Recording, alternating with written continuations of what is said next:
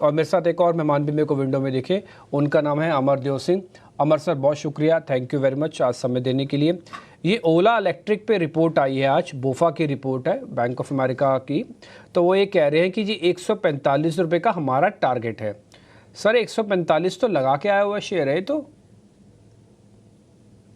हाँ, वो आप सही कह रहे हैं कि देखिए अभी क्या हो रहा है इस मार्केट में, करंट मार्केट सिनेरियो में, जब भी मार्केट्स रिकॉर्ड हाइस पे ट्रेड करते हैं तो स्टॉक्स में भी और specific stocks of interest, because for example जैसे ईवी ईवी अभी एक बहुत इमर्जिंग एरिया है और काफी ज्यादा लोगों का इंटरेस्ट भी है। इसके अलावा भी आप देख रहे हो कि फार्मा सेक्टर में भी बहुत ज्यादा हलचल है, स्पेशलिटी केमिकल्स में बहुत ज्यादा हलचल है।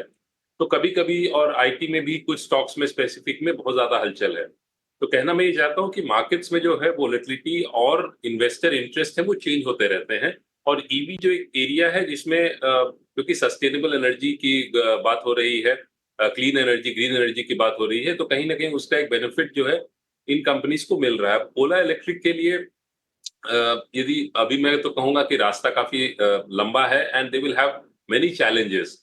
तो ऐसे स्टॉक में यदि निवेश करते हैं, तो उसे लॉन्ग टर्म अवधि के लिए लेके चलना चाहिए। आपने सही कहा कि एक हाई प्राइस ऑलमोस्ट 148 हिट करके वो फिर नीचे आया, अभी 108 के आस-पास ट्रेड कर रहा है। तो और इसकी अभी यदि कंपनी की मतलब मैं ये कहूँगा कि overall performance, solid track record जिसे कहते हैं, जैसे फॉर एग्जांपल आप टाटा स्टील है, टाटा मोटर्स है, इन्फोसिस है, रिलायंस है, उनके पीछे सॉलिड ट्रैक रिकॉर्ड है, तो इससे वो ट्रैक रिकॉर्ड बिल्ड करने में और एग्जीक्यूट करने में टाइम लगेगा।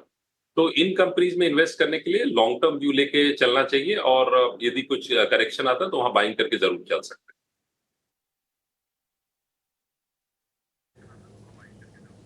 ठीक है अमर सर, आपने जितनी भी बात बोली मैंने इससे दो क्रक्स निकाले हैं। अगर अब मैं कहीं गलत हूँ तो मेरे को करेक्ट भी कीजिएगा। आप कह रहे हैं कि कंपनी ठीक है, थोड़ा मोटा और डिप आने के चांसेस हैं, तब भी आप इसको प्लस कर लेना।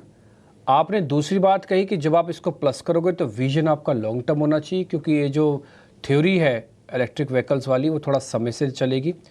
तीसरा आपने बात बताई कि लोगों का इंटरेस्ट काफ़ी ज़्यादा है तो इसलिए ट्रेंडिंग बने रहेंगे। ये तीन बातें आपने मेरे को बताई। फर्स्ट ये ट्रेंडिंग वाला है, दूसरा आपको लंबी अवधि के लिए जाना है, तीसरा छोटा मोटा डिप अगर और भी आ जाए तो आपको और भी प्लस करना है। आपने यही बात बोली सर तीनों पे? Yes, correct.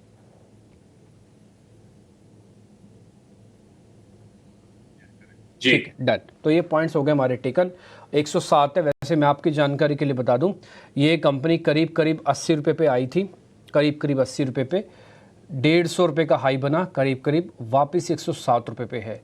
ये बेस्ट एग्जांपल होता है जल्दी जल्दी तेज़ी ना करने का और आपको संभल कर ट्रेड करने का, जो कल आपको गौरांग शाह बता रहे थे कि कोई भी शेयर अगर अच्छे गैप के साथ खुला या फिर अच्छे तेज़ी में आ चुका है, उसके बाद आप जल्दबाजी हड़बड़ाहट ना करें, आपको सस्ता मिल सकता है। ये नियम सिर्फ ओला पे लागू नहीं है, ये और कंपनीज पे भी हो सकता है, इसलिए आपको सतर्क रहने की थोड़ी ज़रूरत है। तो अमर सर ने जो बोला वो हमने नोट कर दिया।